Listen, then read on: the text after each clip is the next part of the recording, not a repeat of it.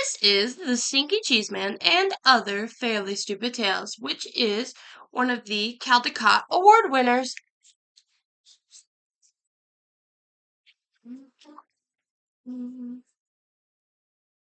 I have found a kernel of wheat, said Little Red Hen. Now who will help me plant this wheat? Where is that lazy dog? Where is that lazy cat? And where is that lazy mouse? Wait a minute, hold everything. You can't tell your story right here. This is the end paper. The book has not even started yet. Who are you? Will you help me plant the wheat? I'm Jack. I'm the narrator, and no, I can't help you plant the wheat. I'm a very busy guy trying to put a book together. Now, why don't you just disappear for a few pages? I'll call you when I need you. But who will help me with my story? Who will help me draw a picture of the wheat? Who will help me spell the wheat? Listen, Hen, forget the wheat. Here comes the title page. Title page for The Stinky Cheeseman and Other Fairly Stupid Tales.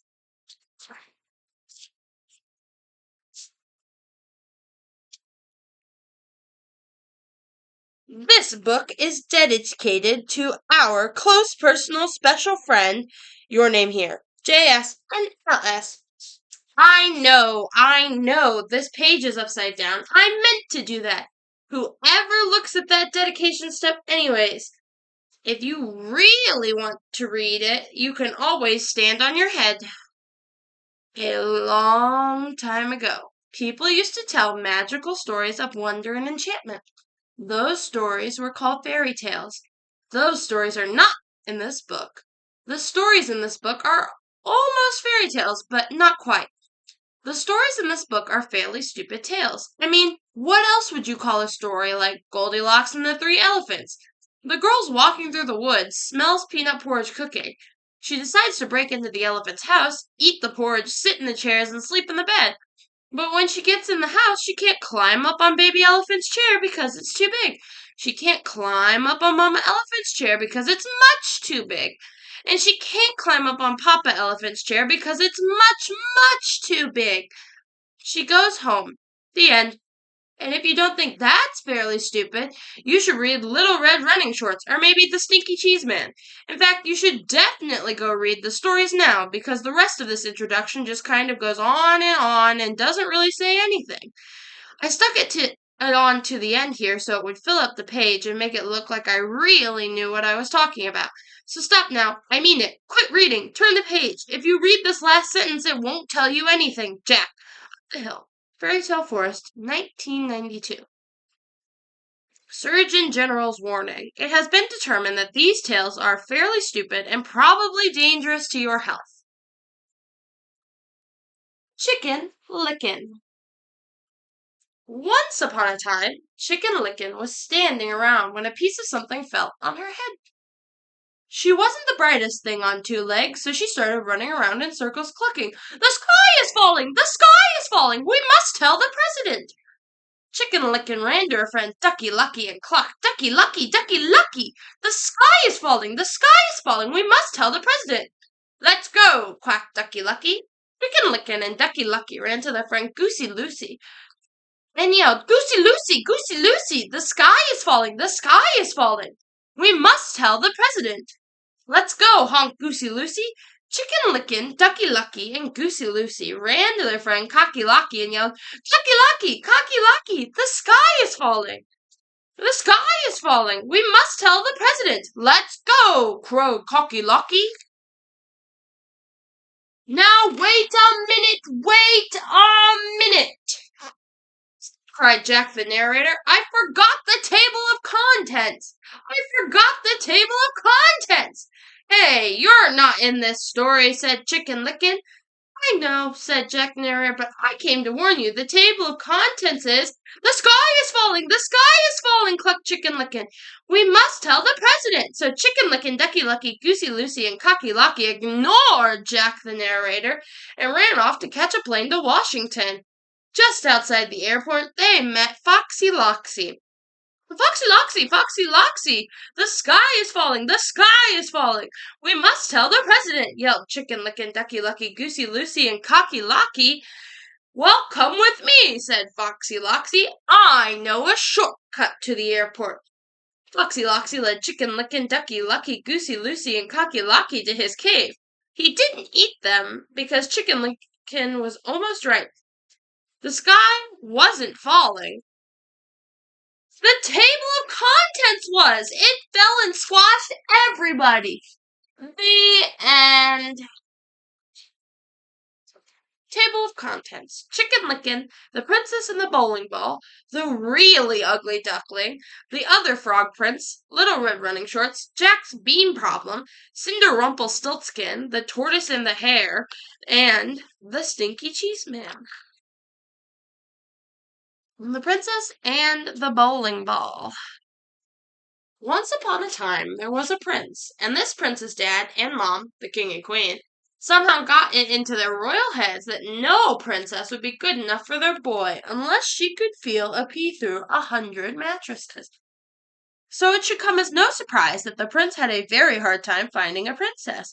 Every time he met a nice girl, his mom and dad would pile 100 mattresses on top of a pea and then invite her to sleep over.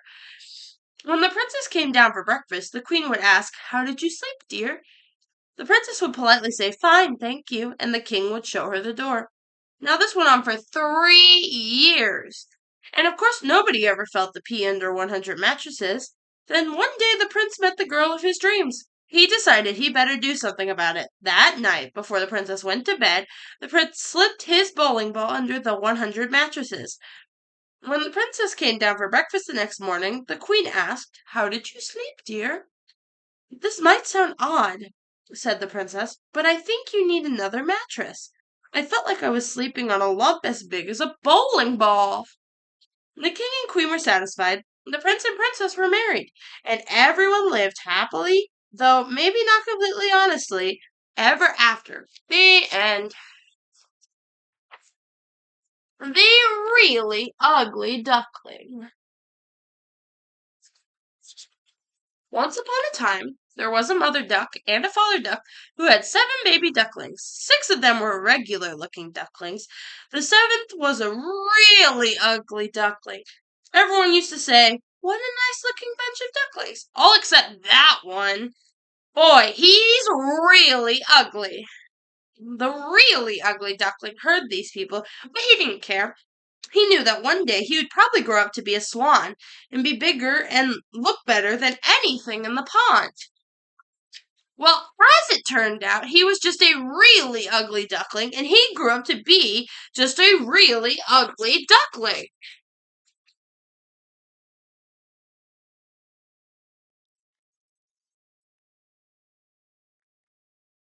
The other frog prince. Once upon a time, there was a frog. One day, when he was sitting on his lily pad, he saw a beautiful princess sitting by the pond. He hopped in the water, swam over to her, and pooped his head out of the weeds.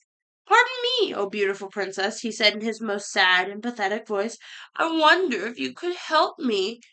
The princess was about to jump up and run, but she felt sorry for the frog with the sad and pathetic voice. So she asked, "What can I do for you, little frog?" "Well," said the frog, "I'm not really a frog, but a handsome prince who was turned into a frog by a wicked witch's spell, and the spell can only be broken by the kiss of a beautiful princess." The princess thought about this for a second, then lifted the frog from the pond and kissed him. "I was just kidding," said the frog. He jumped back in the pond, and the princess wiped the frog slime off of her lips. The end.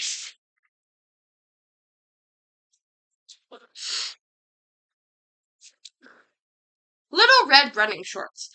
"Okay, I've got things running smoothly now," said Jack the narrator, "and this next story is even better than the last 3. See, it's about the girl who runs very fast and always wears red running shorts. That's where her name comes from. Get it? So anyways, this girl is running to her granny's house when she meets a wolf. He tricks her into taking the long way while he takes the shortcut. Now this is the good part because Red runs so fast that she beats the wolf to Granny's house. He knocks on the door, Red answers it, and guess what she says? 'My, what slow feet you have!' And that's it. The end. Isn't that great, or what? So sit back, relax, and enjoy Little Red Running Shorts. And now, like I've already said, Little Red Running Shorts. You just told the whole story," said Little Red Running Shorts. We're not going to tell it again. You can't say that, says Jack. You have to start with once upon a time. No way, says the wolf. You blew it. But you guys are next. Look at the title at the top of the page. Little Red Running Shorts. That's you. Let's go, Wolf. We're out of here. Wait, you can't do this. Your story is supposed to be 3 pages long. What do I do when we turn the page?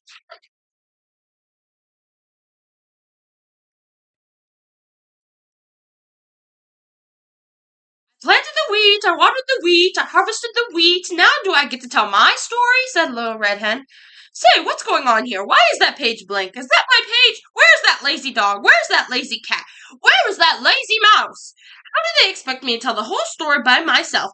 Where is that lazy narrator? Where is the lazy illustrator? Where's the lazy author?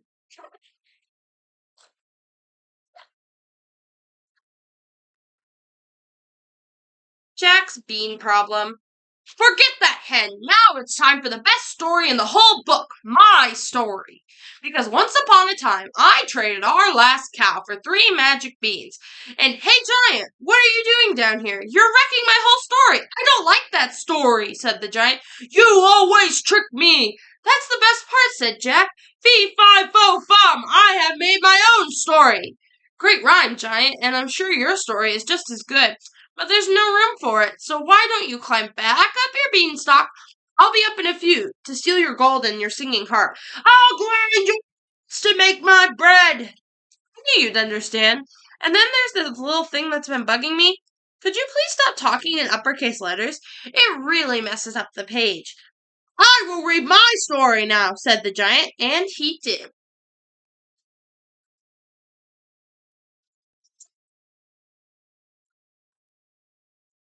The end of The Evil Stepmother, and I'll huff and snuff and give you 3 wishes. The beast changed into 7 dwarfs happily ever after, for a spell had been cast by a wicked witch once upon a time. That's your story, said Jack. You've got to be kidding me. That's not a fairly stupid tale. That's an incredibly stupid tale. That's an unbelievably stupid tale. That is the most stupid tale I ever. The giant grabbed and Jack and dragged him to the next page.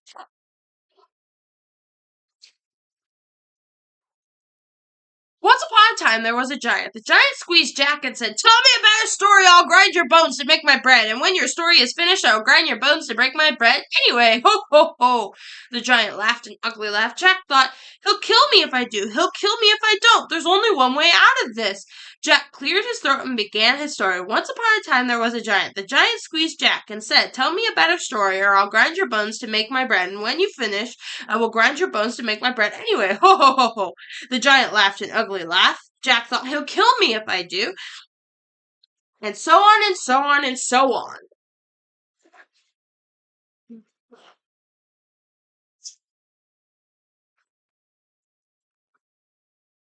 Cinder Rumpelstiltskin, or the girl who really blew it. Once upon a time, there was a beautiful girl named Cinderella, who lived with her wicked stepmother and 2 ugly stepsisters. These step relatives were not only wicked and ugly, they also made Cinderella clean the house every day. One day, the local prince announced he was holding a fabulous ball at his castle. Everyone was invited. The stepmother and stepsisters got all dressed up to go, but as usual, they made Cinderella clean the house. So she didn't have time to get ready. After the stepmother and stepsisters left for the ball, Cinderella sat down and began to cry. Just then, a little man appeared. Please don't cry, he said. I can help you spin straw into gold. I don't think that will do much good, said Cinderella. I need a fancy dress, glass slippers, and a coach. Would you like to try and guess my name? Said the clever little man. Cinderella looked at him. No, not really. Come on. Do you think it's Chester? If you don't have a dress, it doesn't really matter. Oh, just guess a name, any name. I'm not supposed to talk to strangers, said Cinderella. Then she closed the door and left the little man outside screaming, Rumpelstiltskin! Rumpelstiltskin! Rumpelstiltskin! When the stepmother and stepsisters got home from the ball, Cinderella told them about the strange little man. They still made her clean the house, and meaner still, they changed her name to Cinder Rumpelstiltskin. The end.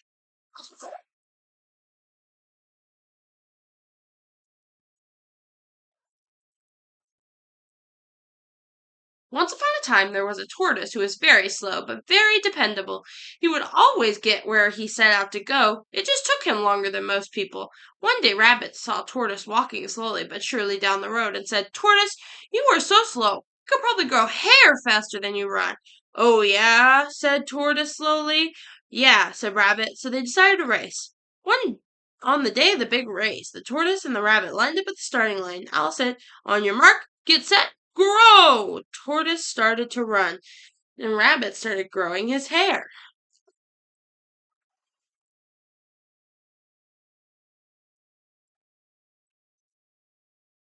Tortoise ran, Rabbit grew his hair. Tortoise ran, Rabbit grew his hair. Tortoise ran, Rabbit grew his hair.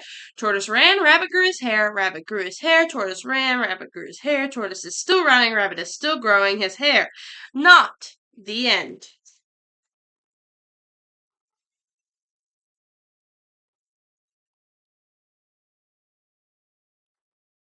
The Stinky Cheese Man. Once upon a time, there was a little old woman and a little old man who lived together in a little old house. They were lonely, so the little old lady decided to make a man out of stinky cheese. She gave him a piece of bacon for a mouth and 2 olives for an eye, and put him in the oven to cook. When she opened the oven to see if he was done, the smell knocked her back. "Phew! What is that terrible smell?" she cried. The Stinky Cheese Man hopped out of the oven and ran to the door, calling, "Run, run, run as fast as you can. You can't catch me. I'm the Stinky Cheese Man." The little old lady and the little old man sniffed the air. "I'm not really hungry," said the little old man. "I'm not really all that lonely," said the little old lady. So they didn't chase the Stinky Cheese Man. The Stinky Cheese Man ran and ran until he met a cow eating grass in a field. "Wow, what's that awful smell?" said the cow. The Stinky Cheese Man said, "I've run away from the little old lady and a little old man, and I can run away from you too, I can. Run, run, run as fast as you can. You can't catch me. I'm the Stinky Cheese Man." The cow gave another sniff and said, "I bet you could give someone 2 or 3 stomach aches, so I think I'll just eat weeds." So the cow didn't chase either. The Stinky Cheeseman ran and ran until he met some kids playing outside school. "Gross!" said a little girl. "What's that nasty smell?" "I've run away from a little old lady and a little old man and a cow, and I can run away from you too, I can. Run, run, run as fast as you can. You can't catch me. I'm the Stinky Cheese Man." The little boy looked up and sniffed the air and said, "If we catch him, our teacher will probably make us eat him. Let's get out of here." So the kids did not chase either.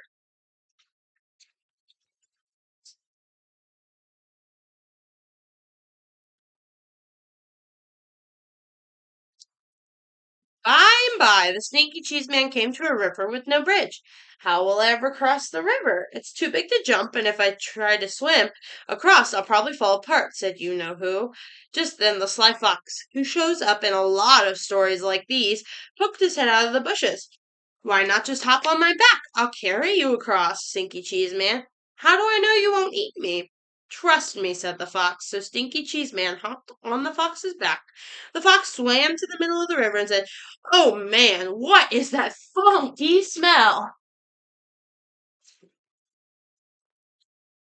The fox coughed, gagged, and sneezed, and the Stinky Cheese Man flew off his back into the river, where he fell apart. The end.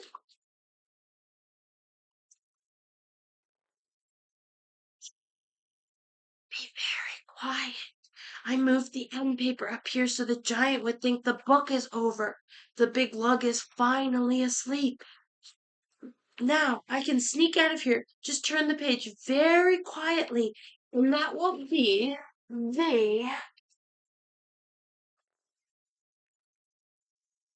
ground the wheat, I planted the wheat, I grew the wheat, I harvested the wheat, I ground the wheat, I made the dough, I baked the bread," said the little red hen.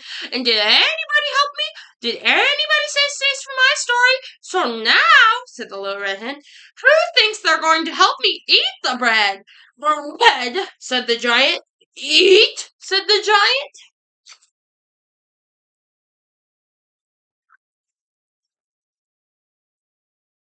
The end.